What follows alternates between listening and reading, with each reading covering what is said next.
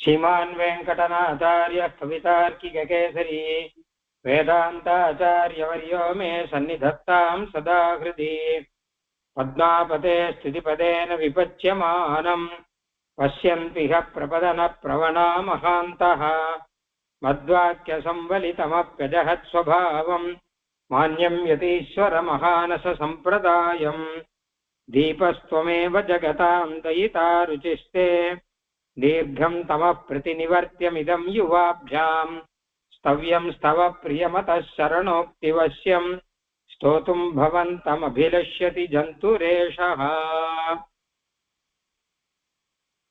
பிறக்கும்போதே ஜாயமான கட்டாட்சம் எம்பெருமானுடைய கட்டாட்சம் தேவை. அது இருந்தால்தான் சரணாகதி பத்தி சிந்தை வரும். அது இருந்தால்தான் மோட்சத்துக்கு போலாம்னு ஒரு ஆசை பிறக்கும். ஆக அடிப்படையாக பகவானுடைய கடாட்சம் அது பிறக்கும் போது இருக்கக்கூடிய கடாட்சம் அது தேவை. பகவானை தவிர வேற யாராவது கடாட்சம் பண்ணா அப்ப இந்த ஞானம் எல்லாம் வராதான். ஏன்னு கேட்டான்னா அவ பிரம்மா கடாட்சம் பண்ணா ரஜோகுணம் வரும், சிவன் கடாட்சம் பண்ணா தபம் குணம் வரும், பகவான் கடாட்சம் பண்ணா சத்துவகுணம் வரும். சத்துவகுணம் இருந்தால் தானே ஞானம் வரும். அதனால ஜாயமான கடாட்சம் அப்படிங்கிறது தேவை அப்படின்னார். இதை எதுக்காக சொன்னார் அப்படின்னு கேட்டா, கிரமேண முதல்ல பகவான் சிருஷ்டி பண்றான் அப்படின்னு சொல்லிட்டு அந்த பகவானை மாதாவாகவும் பிதாவாகவும் நம்ம பார்க்கிறோம். அப்படி பார்த்துதான் சரணாகதி பண்றோம். மாதா பிதா பிராதா நிவாசா சரணம் சுகிருத்துன்னு பார்த்து நாம சரணாகதி பண்றோம். இப்போ சரணாகதி பண்றோங்கிறது நம்மளுடைய ஒரு பெரிய சாதனை அப்படிங்கிறது கிடையாது. நாம சரணாகதி பண்ணி நாம மோட்சத்துக்கு போறோம்னு சொன்னா கூட உண்மையில நம்மளை சரணாகதி பண்ண வச்சு மோட்சத்துக்கு கூட்டுக்கிறான் பெருமான் அப்படின்னு இது. அப்போ நமக்காக பகவான் என்னென்ன பண்றான் அப்படிங்கறதெல்லாம் வரிசையா சொல்ல போற. அதுல முதல்ல ஆரம்பம் தான் ஜாயமான கடாட்சம் அப்படிங்கிறது. பிறக்கும் போதே பகவான் சங்கல்பிச்சுடுறான், இந்த ஜீவன் இந்த ஜென்மத்தோட முடிச்சு விடட்டும், இந்த ஜென்மத்தோடு கூட இந்த ஜீவனுக்கு ஞானம் பிறந்து அது மோட்சத்துக்கு சேரட்டும் அப்படிங்கிற ஒரு எண்ணத்துல பிறக்கும் போதே பகவான் கடாட்சம் பண்ணிடுறான் அப்படின்னு இருக்கு. அப்படி அந்த பகவத் கடாட்சம் தான் கருவிலே திரு அப்படின்னு பெயர். அந்த கருவிலே திரு யாருக்கு இருக்கோ அவள் தான் மோட்சத்தை சிந்திக்கிறா, சரணாகதி பண்றாள், பகவானை போய் அடைகிறார்கள். அதனால அப்பலேருந்து பகவான் ஆரம்பிக்கிறான். அதுக்கப்புறம் இன்னும் பகவான் பலவிதமா நமக்கு அனுகிரகம் பண்ணி நம்ம சரணாகதி பண்ண வச்சு மோட்சத்துக்கு கூட்டுக்கிறாங்கிறது தான் உண்மை. அதை சொல்லக்கூடிய 2 ஸ்லோகம் இப்ப பார்க்க போறோம்.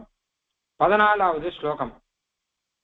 கர்மஸ்வனாதி விஷமேஷு சமோதயாலுஹு ஸ்வேனைவ க்ளுப்தம் அபதேசம் அபேக்ஷமானஹ ஸ்வப்ராப்தயே தனுபிருதாம் த்வரசே முகுந்த ஸ்வாபாவிகம் தவ சுஹிருத்வமிதம் கிருணந்தி. எம்பெருமானுக்கு ஒரு சுஹிருத்வம் அப்படின்னு ஒண்ணு இருக்கு. சுஹிருத்துனா நல்ல ஹிருதயம் உடையவன் அப்படின்னு அர்த்தம். பொதுவாகவே ஒரு நல்ல ஹிருதயம் இருக்கு. எல்லா ஜீவர்களும் எப்பவும் சந்தோஷமா இருக்கணும், சௌக்கியமா இருக்கணும், எல்லாரும் மோட்சத்துல ஆனந்தத்தோட இருக்கணும் அப்படிங்கிற ஒரு எண்ணம் எம்பெருமானுக்கு எப்பவுமே இருக்கான். இது சுவாபாவிகம் அப்படிங்கிற இயற்கையா இருக்கு. இந்த சுகிருத்துவங்கிறது இவர்கிட்ட இருக்கு அவர்கிட்ட இல்லை அப்படின்னும் இல்ல இப்ப இருக்கு அப்ப இருக்கணும் கிடையாது.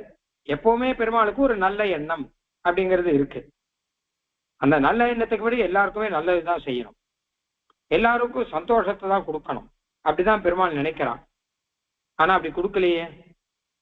நம்மள இவ்வளவு கஷ்டப்படுறாளே ஜீவர்கள் அப்படின்னு கேட்டா அது அவரவர்களுடைய கர்மாதீனமா இருக்கு. அவ பாப கர்மா பண்ணா அதுக்கேற்ற மாதிரி அவளுக்கு துக்கத்தை கொடுக்க வேண்டியதா இருக்கு, வேற வழி கிடையாது. பெருமாளை பொறுத்தவரை என்ன கேட்டா சமோ தயாளுகு 2 விஷயம். ஒண்ணு, பெருமாள் சமமானவன், எல்லாருக்கும் எல்லாரையும் சமமா நடத்துறவன். 2வது தயாளுகு, எல்லார்கிட்டையும் தயையோட இருக்கக்கூடியவன். அப்படி இருந்தா சமமாகவும் இருக்கான், தயாவும் இருக்கான். அப்படின்னா இத்தனை வித்தியாசம் ஏன் வந்தது அப்படின்னு கேட்டா இதை பெருமாள் இவன் வேண்டியவன் அதனால இவனுக்கு நம்ம நல்லது கொடுப்போம், இவன் வேண்டாதவன் அவன் கெட்டது கொடுப்போம் அப்படிலாம் பாக்குறது கிடையாது. அந்த வைஷமியம் பெருமாளுக்கு கிடையாது. சமமா தான் எல்லாரையும் பார்க்கறான். ஆனால் அவரவர்களுடைய கர்மத்தினுடைய பலனா அதை அனுபவிக்க வேண்டியதா இருக்கு. அதாவது பெருமாள் சமமா தான் இருக்கான். ஆனா நம்மளுடைய புண்ணிய பாப கர்மா இருக்கும் இல்லையா, அது சமமா இல்லை. ஒருத்தருக்கு புண்ணியம் நிறைய இருக்கு, அவர் சுகத்தை அனுபவிக்கிறார். ஒருத்தருக்கு பாப்பம் நிறைய இருக்கு, அவர் துக்கத்தை அனுபவிக்கிறார் அப்படின்னு இருக்கு. பெருமாள் என்ன பண்றான், அவ கர்மத்துக்கு ஏற்ற பலனை கொடுக்கறான் அப்படிங்கிற அம்சத்துல பெருமாள் சமமா இருக்கான். அதனாலே பெருமாள் சமமாகவும் தயாவாகவும் இருந்தாலும் கர்மங்கள் அப்படி விஷமமாக சமம் இல்லாமல் மாறி மாறி ஏற்றத்தாழ்வோடு இருக்கிறபடினால அதுக்கு ஏற்ற மாதிரி பலன் அப்படிங்கிறது கிடைக்கிறது. அப்போ மோட்சம் கொடுக்கச்ச பெருமாள் என்ன பண்றான்னு கேட்டா, ஸ்வேனைவ கிளுத்தம் அபதேசம் அபேட்சமானஹா. அப்ப எல்லாருக்கும் மோட்சம் கொடுத்துடணும்னு எண்ணம் இருக்கு. ஏன்னா பொதுவா நல்ல எண்ணம் இருக்கும் இல்லையோ, அதனால மொத்த பேருக்கும் மோட்சம் கொடுக்கணுங்கிற எண்ணம் இருக்கு. ஆனால் ஜனங்கள் இத்தனை சில பேர் மோட்சம் வேண்டான்னுவா, அப்படிலாம் சில பேர் இருக்கா. அதனால பெருமாள் என்ன பண்றான், யார் வேணும்னு கேட்கிறாளோ அவளுக்கு கொடுத்து விடலாம். தானே ஒரு வியாஜம் ஒண்ணு கல்பிச்சு வச்சிருந்தான். தானே எல்லாருக்கும் மோட்சம் கொடுத்துட முடியாது. அப்ப சிலருக்கு கொடுத்து சிலருக்கு கொடுக்காட்டா பக்ஷபாதம் வரும். அப்ப தானே என்ன பண்றான், ஒரு சாஸ்திரத்துல ஒரு வியாஜம் வச்சு இந்த சரணாகதி யார் பண்றாளோ அவளுக்கு மோட்சம் அப்படின்னு விட்டான். அப்படி சொன்னது மட்டுமல்லாமல் காத்துன்னு இருக்கான். யார் சரணாகதி பண்ணிட்டு மோட்சத்துக்கு வரப்போறாலும் காத்துன்னு இருக்கான். தன்னை ஜனங்கள் அடைய வேணும் என்கிற விஷயத்துல எம்பெருமான் ரொம்ப தீவிரமா இருக்கானா, விரைந்து செயல்படுறான். ஏன்னா ஒரு சரணாகதி பண்ணிட்டான்னா உடனே மோட்சம் கொடுக்கறதுக்கு காத்துன்னு இருக்கான். கையில மோட்சத்தை வச்சுண்டு காத்துன்னு இருக்கான்னு சொல்லுவோம். கையில ரூபாய் வச்சுன்னு காத்துன்னு இருக்க மாதிரி கையில மோட்சத்தை வச்சுன்னு காத்துன்னு இருக்கான். யாரா கேட்டா உடனே கொடுத்துடணும் அப்படிங்கிறதுக்காக. இப்ப கேட்காதவங்க நாளைக்கு கேளுங்கோ அப்படின்னும், இப்ப கொடுக்க முடியாது அடுத்த வருஷம் கொடுக்குறேன் அப்படின்னு சொல்லக்கூடாது. எப்பவுமே சித்தமாக பெருமாள் இருக்கான். அதுதான் பெருமாளுடைய சுகிருத்வம், சௌஹார்த்தம், நல்ல ஹிருதயத்தனம் அப்படிங்கிறது. இதுதான் வேதம் எம்பெருமானை சுகிருத் அப்படின்னு சொல்றது. சரணம் சுகிருத்து அப்படின்னு அந்த சுகிருத்துங்கிறதுக்கு விளக்கமாக இந்த ஸ்லோகம் இருக்கு. அப்படின்னு இந்த ஸ்லோகத்துல 3 விஷயம் சொல்லியிருக்க. அதாவது எம்பெருமானுடைய சுகிருத்தங்கிறது சுவாபாவிகம், இயற்கையாக இருக்கு. ரொம்ப அபரிமிதமான சுகிருத்துவம், எல்லையில்லாத ஒரு நல்ல எண்ணம், எல்லாரும் நன்னா இருக்கணும்னு சொல்லிட்டு. ஆனால் இதுல 3 விஷயம், ஒவ்வொரு விஷயம் பார்க்கலாம். முதல் விஷயம், கர்மஸ்வனாதி விஷமேஷு சமோதயாளுஹு. பெருமாள் சௌஹார்தத்தோடு கூட எல்லாருக்கும் சமமா இருக்கான். இவர் வேண்டியவர்னோ வேண்டாதவனோ பாக்குறது கிடையாது. சில பேருக்கு கஷ்டத்தையே கொடுக்கறனோ சில பேருக்கு சுகத்தையே கொடுக்கணும்னு நினைக்கிறது கிடையாது. எல்லாருக்கும் எப்பவும் சுகத்தை கொடுக்கணும் தான் நினைக்கிறான். அது மட்டும் இல்ல, சில பேர்கிட்ட கருணையோடு இருக்கான், சில பேர்கிட்ட கருணை இல்லாமல் இருக்கான்ங்கிறதும் கிடையாது. எல்லார்கிட்டையும் கருணையோடு தான் இருக்கான். இத வியாசர் சூத்திரத்துல சொல்றார். வைஷமிய நைர்கிரண்யேன அப்படிங்கிறார். பெருமாள் கிட்ட 2 கிடையாதான். ஒண்ணு வைஷமியம், பக்ஷபாதம் கிடையாது. 2வது நைர்கிரண்யம், குருயல்ட்டி கிடையாது. எல்லார்கிட்டையும் கருணையோட தான் இருக்கான். எல்லாரும் நன்னா இருக்கணுங்கிற எண்ணத்தோட தான் இருக்கான். ஆனால் கர்மசு அனாதி விஷமேஷு, நம்ம பண்ண கர்மங்கள் இருக்கும் இல்லையோ, இது அனாதி காலமா விஷமமா இருக்கு, சமமா இல்லை. அது மாறி மாறி இருக்கு. ஒருத்தருக்கு புண்ணியம் கூட இருக்கு, ஒருத்தருக்கு பாபம் கூட இருக்கு. அது மாதிரி மாறி மாறி இருக்கு. அதனால அதுக்கேற்ற மாதிரி பலன் கொடுக்கறான் அப்படின்னு ஆகுது. இந்த கர்மங்கள்னா புண்ணியபாப கர்மம்னு அர்த்தம். அனாதிகாலமா புண்ணியபாப கர்மங்கள் அப்படிங்கிறது இருக்கு. என்னைக்கு சுவாமி நம்ம புண்ணியபாப கர்மம் பண்ண ஆரம்பிச்சோம் அப்படின்னா, இதை ஆரம்பிச்சோன்னு ஒண்ணு கிடையாது, அனாதியா இருக்கு. பகவான் எப்படி அனாதியா இருக்கானோ அந்த மாதிரி ஜீவர்களும் அனாதியாக இருக்கிறார்கள். ஜீவர்கள் செய்யற கர்மங்களும் அனாதியா இருக்கு. இதுல என்ன கேட்டா, கர்மம் அப்படி விஷமமா இருந்தா கூட பகவான் சமமா தான் இருக்கான். அவரவர்கள் கர்மத்துக்கு ஏற்ற பலனை கொடுக்கிறேன் அப்படிங்கிற அம்சத்துல சமமா இருக்கான். இந்த அம்சத்தை கூட முக்கியம் இல்லை, எல்லாருக்கும் மோட்சம் கொடுக்கணுங்கிற எண்ணத்துல சமமா இருக்கான். எல்லாருக்கும் மோட்சம் கொடுத்துடணும் அப்படின்னு வேண்டியவர் வேண்டாதவர்லாம் கிடையாது. ஏன்னா தயா, கருணையினாலே மொத்த பேருக்கும் மோட்சம் கொடுக்கணும் அப்படிங்கிற எண்ணம் ஸ்திரமா இருக்கு பகவானுக்கு. இது முதல் விஷயம். அப்படின்னா கொடுத்துடலாமே அப்படின்னா எல்லாருக்கும் கொடுத்துட முடியாது. அதான் முதல்ல காரணம் பார்த்தோம். கர்மசு அனாதி விஷமேஷு, அவாவா அனுபவிக்கணும் இல்லையோ, அவாவா பண்ண கர்மங்கள்லாம் இருக்கு, கர்ம பலன்லாம் அனுபவிக்கணும். எல்லாருக்கும் சட்டுன்னு கொடுத்துட முடியாது. அப்ப பெருமாள் என்ன பண்றான்னு கேட்டான்னா, யார் சரணாகதி பண்றாளோ அவளுக்கு மோட்சம் கொடுக்குறேன் அப்படின்னு. அப்போ நான் சரணாகதி பண்ணாதானே மோட்சம் கொடுக்குறேன், இப்ப நான் தானே பண்றேன் அப்படின்னா அது கிடையாது. இந்த சரணாகதின்னு ஒரு வியாஜத்துக்கு மோட்சம் கொடுத்துறானா. இது ஒரு காரணம் இல்லை, இது ஒரு வியாஜம், ஒரு சாக்கு. ஏன்னு கேட்டா மோட்சங்கிறது இவ்வளவு பெருசு, இவ்வளவு பெரிய பலன். அதுக்கு பக்தி யோகங்கள்லாம் பண்ணணும். ஆனா பக்தி யோகம் பண்ணாட்டா கூட ஏதோ ஒண்ணு பண்ணான்னா உடனே அவனுக்கு மோட்சத்தை கொடுத்து விடலாம் அப்படிங்கிற ரீதியில இந்த சரணாகதி எழுதி வச்சிருக்கான். ஸ்வேனைவ கிளுத்தம் அபதேசம் அபேக்ஷமானஹா. தானே ஒரு அபதேசம்னா ஒரு சாக்கு, அந்த சாக்கை தானே சாஸ்திரத்துல எழுதி வச்சு, பக்தி யோகம் கூட ஒரு சாக்கு தான். பக்தி யோகம் பண்ணுங்கோ, இல்ல நீங்க சரணாகதி பண்ணுங்கோ, ஏதோ ஒண்ணு பண்ணுங்கோ, பண்ணா நான் பலன் கொடுக்குறேன் அப்படின்னு வச்சுட்டான். இல்லாட்டா பெருமாள் மாட்டிப்பா. ஏன் அவருக்கு கொடுத்தா ஏன் எனக்கு கொடுக்கலன்னு கேட்டுன்னு இருப்பான். நிறைய பேர் கேட்கிறாள், அவனுக்கு கொடுத்தியே எனக்கு கொடுக்கலையே அப்படின்னு கேட்கிறான். இப்ப கூட ஆச்சாரியெல்லாம் சில ஸ்தோத்திரங்கள்ல வேடிக்கையா சில கேள்வி எல்லாம் கேட்கறான். அயோத்திய நகர்வாழ் ஜனங்களுக்கு மோட்சம் கொடுத்தியே, ஏன் கொடுத்த அப்படின்னு கேட்கறான். அப்ப எனக்கும் கொடுக்க வேண்டாமா? ததிபாண்டனுக்கு மோட்சம் கொடுத்தியே, அப்ப எனக்கும் கொடுக்க வேண்டாமா? இப்படி எல்லாம் சில ஸ்லோகங்கள்லாம் இருக்கு. சில பேருக்கு கொடுத்துட்டு சில பேருக்கு கொடுக்கல அப்படின்னா வைஷமியம் வரும். அதனால பெருமாள் என்ன பண்ணார், நானே ஒரு ஏற்பாடு பண்றேன், நான் சாஸ்திரத்துல சொல்லியிருக்கேன் உபாயம், அந்த உபாயத்தை யார் செய்யறாங்களோ அவளுக்கு மோட்சம் அப்படின்னு முடிச்சுட்டேன். ஸ்வேனைவ கிளுத்தம், தானே ஒரு உபாயத்தை கல்பனை பண்ணி அந்த உபாயத்தை யார் பண்றாளோ அவளுக்கு மோட்சம்னு ஏற்பாடு பண்ணிட்டான்.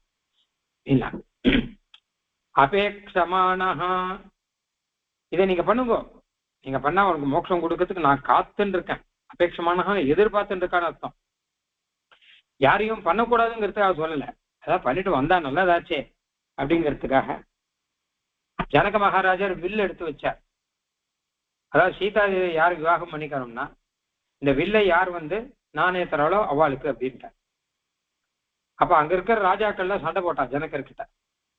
ஏன்னு கேட்டா அந்த வில்லை பார்த்தாலே தெரியுது, யாராலையும் அசைக்க கூட முடியாது. அப்போ நீங்கள் எங்களை எல்லாம் ஒதுக்குவதற்காக நீங்க இந்த மாதிரி ஒண்ணு பண்ணிருக்கோங்கன்ட்டான் ஜனகர்கிட்ட போய். நீங்க என்ன கஷத்திரியர்களை எங்களை எல்லாம் அவமரியாதை பண்ணி எங்களை எல்லாம் ஒதுக்கிறதுக்காக, எங்களை வேண்டாம்னு சொல்றதுக்காக இந்த மாதிரி இந்த வில்ல போய் யாராவது அசைக்க முடியுமா? இந்த வில்ல போய் யாராவது எடுத்து நான் ஏற்ற முடியுமா? இதை கொண்டு போய் வச்சிருக்கீரே. ஜனகர்கிட்ட சண்டை போட்டான், வாயால சண்டை போடல, யுத்தமே பண்ணான்னு இருக்கு ராமாயணத்துல. அந்த மாதிரி மோட்சம் வேணும்னா நீங்க இதை பண்ணுங்க அதை பண்ணுங்கன்னு கஷ்டமான விஷயத்த சொல்லல பெருமாள், ஒரு சாக்கு தான் சொல்லிருக்கேன்.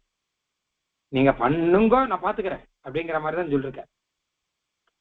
ரொம்ப கஷ்டப்பட்டு இதை பண்ணி நம்மளை எல்லாம் மோட்சம் வரவிட்டாம பண்றதுக்காக கஷ்டப்பட்டு அதை பண்ணுங்க இது பண்ணாதான் மோட்சம்னு சொல்லி நம்மளை கழட்டி விடல. சேனைவ கிளுத்தம் அபதேசம் அபேக்ஷமானஹா. நானா இந்த பக்ஷபாதம் வராம இருக்கணுங்கிறதுக்காக இப்படி வச்சிருக்கேன் இந்த ஒரு சாக்கு. ஆனா இதை பண்ணா நான் கொடுத்துட்றேன், நான் எதிர்பார்க்க யாரா பண்ணுங்களேன், ரொம்ப சுலபம், யாரா பண்ணுங்க பண்ணா கொடுத்துட்றேன் அப்படின்னு இதை எதிர்பார்த்து காத்துட்டு இருக்காங்க. இதான் ஒரு வியாஜம் அப்படின்னு பெயர். சிவன் பாகவத இதுல ஹரிவம்சத்துல ஒரு கதை வரும். நப்பினை பிராட்டி கிருஷ்ணனை விவாகம் பண்ணிக்கிறார். அப்போ கிருஷ்ணனை விவாகம் பண்ணிக்கிறோம்னா 7 காலை அடக்கலம்னு சொல்லிட்டார் நப்பினை பிராட்டி. அவரோட அப்பா அவர் சொன்னார் 7 காலை வச்சிருக்காரு அவாத்துல. ரொம்ப அசுர ஆவேசத்தோட இருக்கிற காலை அதெல்லாம், இதை அடக்கினாதான் நப்பினை பிராட்டியை கொடுப்பேன் அப்படின்னு விட்டார். என் பொண்ணை கல்யாணம் பண்ணி கொடுப்பேன்னு விட்டார். அந்த காலத்துல இப்படி எல்லாம் வைப்பா. நான் அந்த காளையை பார்த்தாலே எல்லாருக்கும் பயம், யாரும் கிட்ட வரமாட்டான். அப்போ ஒரு சமயம் கிருஷ்ணன் என்ன பண்ணா, நேர இந்த நப்பினை பிராட்டி அவரோட அப்பா கும்பர்னு பெயர், அவர்கிட்ட போய் நப்பினை பிராட்டி முறைப்பெண், ஆனா இந்த முறைப்பெண்ணை எப்ப கல்யாணம் பண்ணி கொடுக்க போறோங்க அப்படின்னு கேட்டான். அப்ப அந்த கும்பருங்க அவர் சொன்னார், அப்பா நான் இப்படி ஒரு சாக்கு ஒண்ணு வச்சுட்டேன், இந்த 7 காளையை யார் அடக்கிறாளோ அவளுக்கு தான் பெண்ணுன்னு சொல்லிட்டேன், ஒருத்தனும் கிட்ட வரல. அதனால நீ என்ன பண்ணணும் கேட்டா, இந்த 7 காளையை அடக்கி இவளை கல்யாணம் பண்ணிக்கோ அப்படின்னா. அடக்கினாதான் கல்யாணமா அப்படின்னு கேட்டா, உனக்கு இது பெரிய காரியம் இல்லப்பா, உனக்கு ஒரு சாக்கு, மற்ற பேருக்கு இல்லைன்னு சொல்லி உனக்கு வேணுங்கிறதுக்கு ஒரு சாக்கு வேணும் இல்லையோ, உன்னால முடியுங்கிறது நல்லா தெரியும். ஆனால் இதை எல்லாருக்கும் இல்லைன்னு சொல்லி உனக்கு இருக்குன்னு சொல்றதுக்கு ஒரு சாக்கு வேணும் இல்லை, அதுக்காக இது சொல்லிருக்கேன். நீ அனாயாசமா பண்ண போற, அனாயாசமா காளைகளை அடக்க போறேன்னு சொல்லிட்ட. அந்த மாதிரி நம்மளையெல்லாம் கிருஷ்ணனை வேண்டான்னு சொல்றதுக்காக அவர் அந்த 7 காளையை வைக்கல, கிருஷ்ணனை தான் வேணுங்கிறதுக்காக தான் வச்சிருக்காரு. அந்த மாதிரி நம்மளை எப்படியாவது மோட்சத்துக்கு கூட்டுன்னு போகணுங்கிறதுக்கு தான் இந்த சாக்கு வச்சிருக்கா பெருமாள். வேண்டாங்கிறதுக்காக வைக்கிறதா இருந்தா ரொம்ப கஷ்டப்பட்டு வைக்கணும். ரொம்ப கஷ்டப்பட்டு நீங்கள்லாம் 7 ஜென்மம் தலைகீழ் நின்று தபஸ் பண்ணாதான் மோட்சம்னு சொன்னா நம்ம என்ன பண்ண முடியும்? மோட்சங்கிற கதையே கிடையாது நமக்கு. அப்படி இல்லாமல் லகுவான உபாயங்களை எல்லாம் சொல்லி இதை பண்ணுங்க, நான் இதே சாக்கா வச்சுட்டு மோட்சம் கொடுத்துடுறேன் அப்படின்னு. சுயனைவ கிளுத்தம் அபதேசம் அபேட்சமானா, இது எவ்வளவுப்பட்ட தயாளுவா இருந்தா இப்படி பண்ணுவான். அது மட்டும் இல்ல, ஸ்வப்பிராப்தையே தனுபிருதாம் துவரசே முகுந்த, தன்னை ஜனங்களை தனுபிருத்து அப்படின்னா இந்த சரீரத்துல இருக்க ஜனங்கள்லாம் தன்னை அடையணுங்கிறதுக்காக துவரசே அவன் அவசரப்படுறான். ஏலா எப்போ வரப்போறா அப்படின்னு பார்த்துட்டு இருக்கான். நம்ம மெதுவா போறோம் பாக்குறோம். ஆனா அவன் பெருமாள் எப்ப சரணாகதி பண்ணியாச்சுன்னு சீக்கிரம் வாங்க, எத்தனை நாள் சரணாகதி பண்ணாம இருப்பாங்க, சரணாகதி பண்ணியாச்சுன்னா எப்போ வரப்போன்னு கேட்கறான். இல்ல இந்த சரீரம் முடியட்டும் அப்படிங்கிறோம். பெருமாள் அவசரப்படுறார். நமக்கு அந்த அவசரம் இல்லை. ஆனா பெருமாள் அவசரப்படுறார். ஏன்னு கேட்டானா சுகிருத்வம், சௌகார்தம், நம்மளை நன்னா வைக்கணும்னு ஒரு எண்ணம். இப்படி அவஸ்தப்பட்டு இருக்கே அப்படிங்கிறதுக்காக, ஜனங்கள் எப்படியாவது தன்னை அடையணும் அப்படிங்கிறதுக்காக துவரசே துரிதமா செயல்படுறானோ. சுவாபாவிகம் தவ சுகிருத்வம் இதம் கிருணந்தி, இதான் எம்பெருமானுடைய சுகிருத்வங்கிறது. அதான் எல்லாருக்கும் மோட்சம் கொடுக்கணும் அப்படின்னு ஆசைப்படுறான். அந்த மோட்சம் கொடுக்கச்ச தானே அதுக்கு ஒரு வியாஜம் வச்சு இந்த வியாஜம் பண்ணா மோட்சம் கொடுத்துடணும் அப்படின்னு நினைக்கிறான். அது மட்டும் இல்லாமல் அந்த மோட்சம் கொடுக்கறதுக்கு அவன் துறையா இருக்கான். அதாவது அந்த உத்வேகத்தோடு கூட அவசரப்படுறான். சீக்கிரம் வாங்கோ என்பதாக அவன் அவசரப்படுறான். இதுதான் எம்பெருமானுடைய சுகிருத்வம் அப்படின்னு. நல்ல மனசு ஆள வந்தார் சொல்ற, நல்ல மனசு இருக்கிறபடினால்தான் எம்பெருமான் சிருஷ்டியே பண்றாங்கிற, இல்லாட்டா சிருஷ்டியே பண்ண மாட்டான். நாவேக்ஷசே எதி ததோ புவனான்யமோனி நாலம் பிரபோ பவித்துவேவ குத பிரவருத்தி ஏவம் நிசர்க சுகிருதி தொய் சர்வஜந்தோகோ சுவாமின் நச்சித்திரமிதம் ஆசிரித வத்சலத்துவம். இயற்கையாவே பெருமாளுக்கு நல்ல எண்ணம் இருக்கிறபடியால் தான் சிருஷ்டியே பண்றான். ஏன்னா ஜனங்க எப்படியாவது தங்கிட்ட சேரட்டும் அப்படின்னு ஒரு எண்ணம் இருக்கு. அப்படி சிருஷ்டி பண்ணவன் நம்மை தங்கிட்ட கூட்டுக்கணுங்கிறதுக்காக அவன் துவரசே அவன் அவசரப்படுறான். அதுக்காக நம்ம கஷ்டப்பட்டு நம்ம குருவி தலையில பணங்காய வச்சாமலே நமக்கு உபாயம் எல்லாம் கொடுக்காமல் நாம பண்ணும்படியா ஏதாவது ஒரு உபாயத்தை கொடுத்துட்டு அதையே சாக்கா வச்சுன்னு தான் கொடுத்துறேன்னு அவசரத்தோட காத்துன்னு இருக்கான் அப்படின்னு அர்த்தம். அதனால நாம மோட்சம் பண்றோம், மோட்சத்துக்கு போறோம், உபாயம் பண்றோங்கிறது பெரிய விஷயம் இல்லை. எம்பெருமானுடைய சுகிருத்துவம் தான் இதுல முக்கியமான விஷயம். அவனுக்கு நல்ல எண்ணம் இருக்கோ தானே இப்படி எல்லாம் வச்சிருக்கான். ஏன் இல்ல அவவா கஷ்டப்பட்டா எல்லாம் அடிச்சுட்டு முட்டுண்டு சாகட்டும் அப்படின்னா அப்போ இந்த மாதிரி வைக்க மாட்டான். நான் முதலே சொன்ன மாதிரி கஷ்டப்பட்டு 7 ஜென்மம் தபஸ் பண்ணாதான் மோட்சம் சொல்லி வச்சிருவான். அப்போ இவ்வளவு எப்படி இருக்கும்? அது ஒரு விதத்துல சரியா கூட இருக்கணும். ஏன்னா நிறைய பாப்பம் பண்றவாளுக்கு அந்த பாப்பம் போகணும் முடியும். ஆனா பெருமாள் நம்ம கிட்ட எதிர்பார்க்கறது மோட்சத்துக்கேத்த உபாயம் இல்லை, மோட்சத்தை தான் கொடுக்கறதுக்கு ஒரு சாக்கு, அவ்வளவுதான் எதிர்பார்க்கறேன். உபாயம்னு வச்சுக்கோங்களேன், சம்பளம் நம்ம ஒரு கம்பெனியில வேலைக்கு போறோம் அப்படின்னா நீங்க எவ்வளவு சேலரி அப்படின்னு கேட்டா நீ எப்படி வேலை செய்யறியோ அதுக்கேற்ற மாதிரி சேலரி. சாதாரணமா இருந்தா 15,000 20,000, இல்ல நன்னா வேலை செய்யறான்னா 30 40, இல்ல பெரிய அளவில் வேலை செய்யறான்னா 70 80 லட்சம் அப்படின்னு மேல போறது இல்லையோ. எல்லாருக்கும் ஒரே மாதிரி இல்லையே. அப்ப அவாவா எப்படி செய்யறாளோ அதுக்கேற்ற மாதிரி தானே பலன் அப்படிங்கிறது கிடைக்கிறது. அப்படி பார்த்தா லோகத்துல ஒண்ணுக்கும் அதுக்கான உபாயங்கள் அதுக்கேற்ற மாதிரி தான் இருக்கு. கடினமான உபாயம் பண்ணானா அப்ப நல்ல அபூர்வமான பலன் எல்லாம் கிடைக்கிறது. சில சாதாரண உபாயம் பண்ண பலன் எல்லாம் கிடைக்கிறது. இப்படிதான் லோகத்துல நம்ம பார்த்துருக்கோம். ஆனா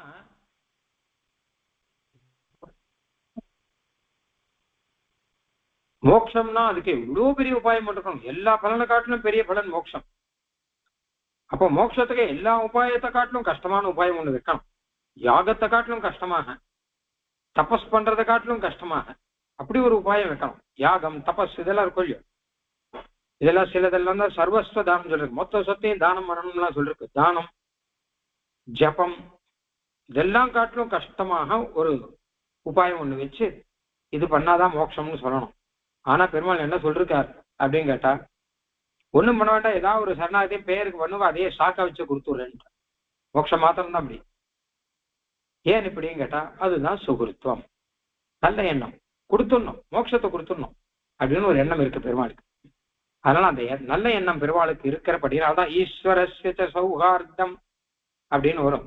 பகவானுக்கு இருக்கிற இந்த நல்ல எண்ணத்தால்தான் நம்ம பொழைச்சுன்னு இருக்கோம். இல்லாட்டா நம்ம பண்ண தப்புக்கும் நம்ம பண்ற பாப்பத்துக்கும் நமக்கு ஒரு நாளும் கடை தேரவே முடியாது. அந்த சௌஹார்தத்தினால்தான் நமக்கு நியாயமான கடாட்சம் பண்றான். அந்த சௌஹார்தத்தினால்தான் பகவான் நமக்கு ஏதோ ஒரு பிரபத்தி, ஏதோ ஒரு வியாஜத்தை வச்சு மோட்சம் கொடுக்கறதுக்கு சித்தமா இருக்கான். அது மட்டுமல்ல, அடுத்த ஸ்லோகம் பாருங்க. நித்ராயிதான் நிகமவத்மனி சாருதர்ஷி பிரஸ்தான சக்தி ரஹிதான் பிரதிபோத்ய ஜந்தூன் ஜீர்ணஸ்தனந்தய ஜடாந்த முகா நிவாஸ்மாத் நேதும் முகுந்தயதசே தயயா சகத்வம். அவனுடைய பரம தயினால நம்மளை சரணாகதி பண்ண வைக்கிறான். என்ன சரணாகதி பண்ண வைக்கிறதுன்னா அவ்வளவு ஈஸியானா, முதல்ல சரணாகதி பண்ணணும்னு ஒரு எண்ணம் தோணணும். எண்ணம் தோணும்னா சரணாகதினா என்னன்னு தெரியணும். என்னன்னு தெரியணும்னா எதுக்குன்னு தெரியணும். எதுக்குன்னு தெரியணும்னா மோட்சம்னா என்னன்னு தெரியணும்.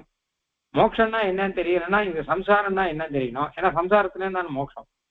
அப்போ சம்சாரம் துக்கம் தெரியணும். ஏன் சம்சாரம் துக்கம்னு புரியணும். இவ்வளவோ இருக்கு. நல்ல ஞானம் வேணும் இல்லையோ. ஞானம் வந்தாதானே மோட்சம் வேணும் அப்படின்னு தோணும். ஒரு ஞானமும் இல்லாமல் இருக்கவனுக்கு மோட்ச வழி தெரியுமா அப்படின்னா தெரியாது. எப்படி அப்படின்னு கேட்டா ஒரு உதாரணம். நல்லா தூங்குறவனுக்கு போற வழி தெரியுமா? போற வழி பாதையில போனோம்னு வச்சுக்கோங்களேன். நல்லா தூங்கின்றவனுக்கு பாதை தெரியுமா? தெரியாதே. அந்த மாதிரி நம்ம சம்சாரத்தில் உட்காந்து தூங்கிட்டு இருக்கோம். நன்னா படுத்துன்னு தூங்குறோம். இந்த மோட்சத்தை பத்தி ஞானம் இல்லாமல் தூங்கிட்டு இருக்கோம். அப்போ நமக்கு இந்த ஞானத்தை கொடுத்துருக்கான். கொடுத்துட்டு மெதுவா நம்மளை தட்டி மெதுவா அந்த மோட்ச வழியில ஐஷன் போனோங்கிறதுக்காக சரணாகதி பண்ண வச்சு அந்த மோட்சத்தை கொடுக்குறான் இல்லையா? அப்போ இது பரம கருணையினாலே செய்கிறான். ஒண்ணு நமக்கு புரிய வைக்கணும், ரெண்டு நம்மளை ஒத்துக்க வைக்கணும் மோட்சம் வேணும் அப்படிங்கிறத. அப்புறம் ஆச்சாரிய சம்பந்தத்தை கொடுத்து உபாயம் பண்ண வச்சு மோட்சம் கொடுக்குறான். இது எப்படி இருக்குன்னா அழகா ஒரு உதாரணம் ஒண்ணு சொல்லிருக்காரு இந்த ஸ்லோகத்துல. ஒருத்த ரொம்ப தூரம் தீர்க்க யாத்திரைக்கு கிளம்புறான், வெளியூர் போகணும் அப்படின்னு சொல்லிட்டு. ஆனா தூக்கு மூஞ்சி ஓயாத தூங்கிட்டு இருக்கான். பகல் தூங்குறான், ராத்திரி தூங்குறான்னா இவங்க பத்ரிகாசிரமம் யாத்திரை போறான்னு வச்சுக்கோங்க. அந்த காலத்துல நடந்தே போவா இல்லையா?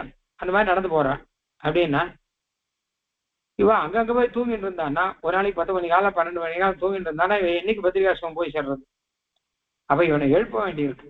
அப்ப என்ன பண்றான்? இவன் கூட 2 பேர் வந்திருக்கான். அவன் மெதுவா இவனை எழுப்பி தட்டி வாடா போலாம் அப்படின்னு ஐஷன் போறான்.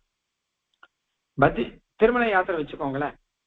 திருமலை யாத்திரைக்கு போறவா அந்த காலத்துல இங்கே நடந்து போறவா தூங்கு மூஞ்சிகளா இருந்தா திருமலை யாத்திரைக்கு போக முடியாது.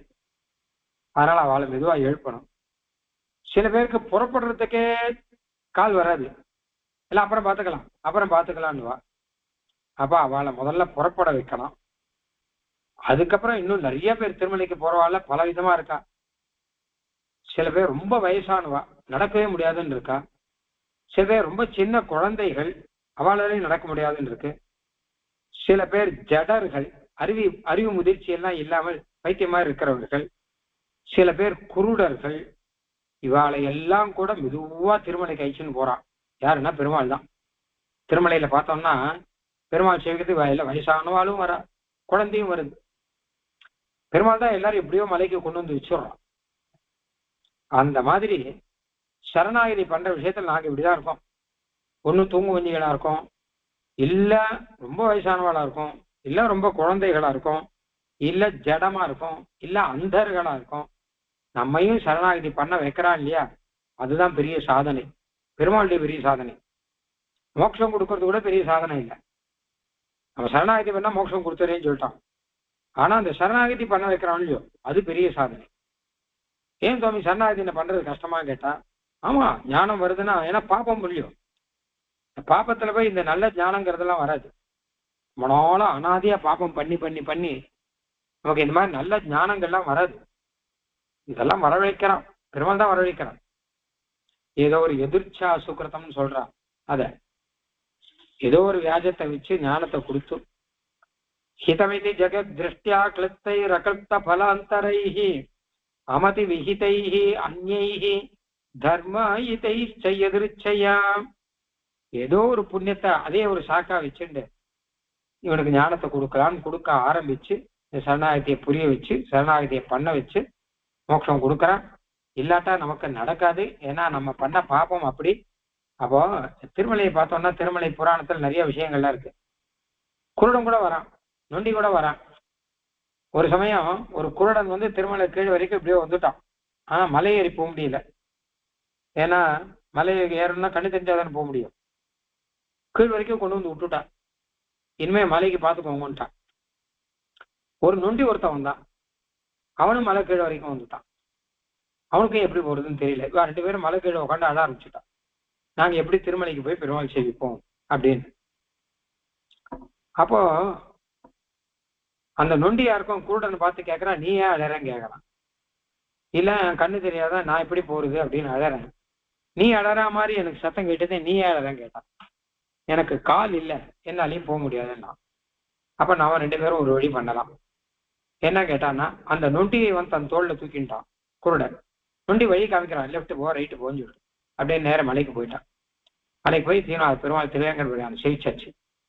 அப்ப அங்க ஒருத்தர் கேட்டார், அப்பா நீங்களும் மலைக்கு வந்துட்டங்களே, எப்படி வந்தவங்க உங்களை எப்படி உங்களால மலைக்கு வர முடியும்னா, நாங்க எங்க வந்தோம், எங்களை வர வச்சோம் திருவேங்கட முடியாதான்.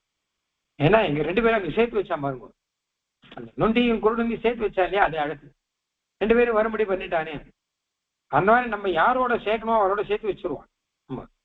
கால் இல்லாதவனை கால் இருக்கிறவனோட சேர்த்து வைக்கிறான், கண் இல்லாதவனை கண் இருக்கிறவனோட சேர்த்து வைக்கிறான் இல்லையா.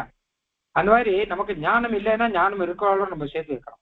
நமக்கு சக்தி இல்லைன்னா சக்தி இருக்கிறாளோ நம்ம சேர்த்து வைக்கிறான். சேர்த்து வச்சு இந்த சரணாகதி பண்ண வச்சோம் எம்பெருமான். அப்போ இந்த வழிநடை போக்கர்கள்லாம் நித்ராயிதான் நிகமவர்த்மனி சாருதரிசி. நிகமவர்த்மனி அந்த வேத மார்க்கத்திலே, வேதம் சொன்ன சரணாகதி மார்க்கத்திலே நித்ராயிதான் தூங்கின்னு இருக்கிறவர்கள். பிரஸ்தான சக்தி ரஹிதான், புறப்படுற சக்தியே கிடையாது, அங்கே கிளம்பி போறதுக்கு சக்தி இல்லாதவர்கள். அப்படிப்பட்ட ஜந்தூன் பிரதிபோஜ்ய, அப்படிப்பட்ட ஜந்துக்களை எல்லாம் எழுப்புறான். தூங்கிட்டு இருக்காள் எழுப்பி போ, நடந்து போ, ஏன் தூங்கிட்டு இருக்க அப்படின்னு அவளை எழுப்பி அனுப்புறான். அப்புறம் ஜீர்ண ஸ்தனந்தய ஜட அந்தமுகான்னு, சில பேர் ஜீர்ணா வயசானவாள், சில பேர் ஸ்தனந்தயான சின்ன குழந்தைகள் கை குழந்தைகள், சில பேர் ஜடர்கள்னா பைத்திய மாதிரி இருக்கிறவா, சில பேர் அந்தர்கள்னா குருடர்கள், இவாளெல்லாம் கூட சரணாகதி பண்ண வச்சுடுறான். அப்படின்னா நம்மளதான் சொல்றேன், நம்ம தான் தூங்கிட்டு இருக்கோம். சரணாகதினா என்னன்னே தெரியாம தூங்கிட்டு இருந்தோம்னா நமக்கு ஒரு ஞானத்தை கொடுத்துடுறேன். சரணாகதி எப்படி செய்யறதுன்னு தவிச்சுட்டு இருந்தோம்னா நமக்கும் ஒரு ஆச்சாரியத்தை கொடுத்துடுற, ஆச்சாரியனை கொடுத்துடுறாரு. எல்லாம் பண்றாரு இல்லையோ. நேத்தும் முகுந்த யதசே தயையா சகத்துவம் முகுந்தா, முகுந்தனே எங்களை நேத்தும் எங்களை ஐச்சின்னு போறதுக்கு தயையா தயினாலே, தயையா சக தயையோடு கூட தொம் யதசே நீர் பிரயத்தனம் பண்று, எங்களை சரணாகதி பண்ண வச்சு எங்களை மோட்சம் கொடுக்கறதுக்கு நீர் பிரயத்தனம் பண்ணிட்டு இருக்க. முதல்ல இருந்து ஆரம்பத்திலேருந்து ஜெயமான கடாட்சத்திலேருந்து ஆரம்பிச்சு சரணாகதியை புரிய வைக்கிறதுல இருந்து ஆரம்பிச்சு மொத்தம் நீர் பண்ணிட்டு இருக்க. நாங்க என்ன பண்றோம், எங்களுக்கும் ஞானம் கொடுத்து எங்களுக்கும் ஆச்சாரிய சம்பந்தம் கொடுத்து மோட்சத்துல ஆசையை கொடுத்து சரணாகதி பண்ணணுங்கிற எண்ணத்தை வர வச்சு ஆச்சாரிய மூலம் சரணாகதி பண்ண வச்சு கூட்டுக்கிறீர் அப்படின்னா இதுதான் தயா. அதனால பெருமாள் சாருதரிசி, சாருதரிசின்னா நன்மையே நினைப்போம்னு அர்த்தம். எல்லாருக்கும் நல்லதையே நினைக்கிறான். மறுபடியும் என்ன வழிபோக்கன் கதைக்கு வர, வழிபோக்கன் வந்து இப்படியே கீழே படுத்துன்னு கிடக்கிறான், உருண்டு கிடக்கிறான்னா நல்லவனா இருக்கும் என்ன பண்ணுவான் கேட்டா அவனை அழிச்சுன்னு போவான். வாங்க நான் அழிச்சுன்னு போறேன் அப்படின்னு அழிச்சுன்னு போவான் இல்லையா. அந்த மாதிரி பெருமாள் சாருதரிசி, ரொம்ப நல்லவர், நல்லதையே நினைக்கிறவர். அவர் நம்மளை அழிச்சுன்னு போறார். தூங்கிட்டு இருக்கவா. அது மாதிரி பிரஸ்தான சக்தி ரஹிதான்னு ஒரு பாடம், பிரஸ்தான சக்தி சகிதான்னு ஒரு பாடம், 2 பாடம் போட்டிருக்கா. பிரஸ்தானம்னா நடக்கிறதுன்னு அர்த்தம், நடக்கிற சக்தி இல்லாதவா. சில பேர் நடக்கிற சக்தி இல்லாம இருக்கா, அவளையும் பெருமாள் ஐஷன் போறான். சில பேர் நடக்கிற சக்தி இருந்தும் தூங்கின்னு இருக்கா, அவளையும் ஐஷன் போறான் அப்படின்னு 2 அர்த்தமும் வரும். ஜந்தூன் பிரதிபோத்திய, முதல்ல இவாளை எழுப்பணும் இல்லையோ, எழுப்புறான். அதுக்கப்புறம் நடக்க முடியாமல் இருக்கா, அதாவது ஞானம் இல்லை சக்தி இல்லைன்னு 2. ஞானம், அதாவது குருடனுக்கு ஞானம் இல்லை, முடவனுக்கு சக்தி இல்லை. அது மாதிரி சரணாகதி பத்தி ஞானம் இல்லை சக்தி இல்லை. ஞானம் இல்லைன்னா தூங்கிட்டு இருக்கோம், நம்மளை எழுப்பி ஞானத்தை கொடுக்குறான். சக்தி இல்லை அப்படின்னா கிழவாளா இருக்கும், இல்லாட்டா குழந்தைகளா இருக்கும், இல்ல ஜடர்களா இருக்கும், இல்ல அந்தர்களா இருக்கும். அப்போ நமக்கும் நல்ல வழி கிடைக்கிறதுக்கு யாரா அதுக்கு ஹெல்ப் பண்றதுக்கு அதுக்கு ஹெல்ப் பண்றதுக்கும் ஒருத்தரை கொண்டு வந்து வச்சு அந்த வழிக்கு ஐஷன்னு போய் மோட்சத்தை கொடுத்துடுறான். ஜீர்ண ஸ்தனந்தய ஜட அந்த முகான் நிவாஸ்மானு நாங்கெல்லாம் அப்படி இருக்கும், பல விதமா இருக்கும். ஒருத்தரும் ஒரு மாதிரி சரணாயுத விஷயத்துல சில பேர் கை குழந்தைகள் மாதிரி, சில பேர் வயசானவா. எனக்கெல்லாம் வயசானவானா என்ன கேட்டான்னா நம்மளால அதெல்லாம் முடியாதுப்பான்னு சொல்லிட்டு விட்டுருவான். இத்தனை வயசுக்கு மேலே சரணாகதி என்ன வேண்டிக்கிறது அப்படின்னு விட்டுருவான். சில பேர் ரொம்ப ஞானம் வந்ததா நினைச்சுருவான், அதனால சரணாகதியே வேண்டாம் அப்படின்டுவான். எல்லாம் பெருமாள் பார்த்துக்கிறேன், சரணாகதியாவது எதுக்கு, எல்லாம் அவங்க வேணா கூட்டுப்பான் அப்படின்டுவான். சில பேர் அந்தர்கள் அப்படிலாம் இருக்காங்க. அப்போ நமக்கும் ஒரு வழி, நம்மையும் சரணாகதி பண்ண வைக்கிற முதல்ல நம்ம புரிய வச்சு நமக்கு ஆச்சாரிய சம்பந்தத்தை கொடுத்து சரணாகதி பண்ண வைக்கிறன்னா, நான் முன்னாடியே சொன்ன அஜ்ஞாத சுகிருத்தம் யாதிர்ச்சிக சுகிருத்தம். அதாவது நாம என்னைக்கோ எப்போ பண்ண ஒரு புண்ணியம், அது ஏன் பண்ணுவோன்னே நமக்கு தெரியாது, நம்ம தெரிஞ்சா பண்ணிருக்க மாட்டோம், தெரியாமே நடந்துருத்தோம், அதுக்கு பலன் கொடுக்கணும்னு பெருமாள் பாக்குறாங்க. நாம தெரிஞ்சு பண்ணோம் வச்சுக்கோங்க, நம்ம எந்த புண்ணியம் எந்த பலனுக்காக பண்றோமோ அந்த பலனை கொடுப்பான்.